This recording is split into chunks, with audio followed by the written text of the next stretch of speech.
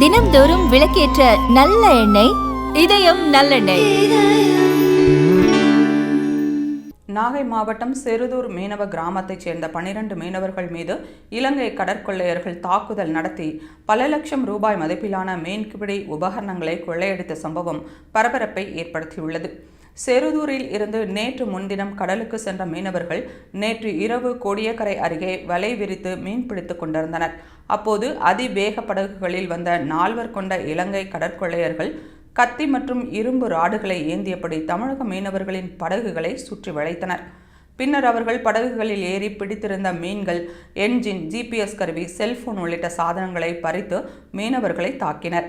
அப்போது செருதுரை சேர்ந்த தேவி, வெண்ணிலா ஆகியோருக்கு சொந்தமான 2 படகுகளை குறிவைத்து 10 பேர் கொண்ட கொள்ளையர்கள் அங்கிருந்து 8 மீனவர்களை கத்தியால் குத்தியும் இரும்பு ராடால் தாக்கியும் வலையையும் அறுத்து எடுத்துச் சென்றனர். மொத்தம் 9 லட்சம் ரூபாய் மதிப்பிலான மீன்பிடி உபகரணங்கள் பறிக்கப்பட்டது. இந்த தாக்குதலில் பாலகிருஷ்ணன், தமிழழகன், இடும்பன், கணேசன் ஆகிய 4 காயமடைந்தனர். அவர்களை சக மீனவர்கள் 108 ஆம்புலன்ஸ் மூலம் நாகை அரசு மருத்துவமனைக்கு அனுப்பி வைத்தனர். தற்போது அவர்கள் சிகிச்சை பெற்று வருகின்றனர். இச்சம்பவம் தமிழக மீனவர்களிடையே கடும் அச்சத்தையும் பதற்றத்தையும் ஏற்படுத்தியுள்ளது.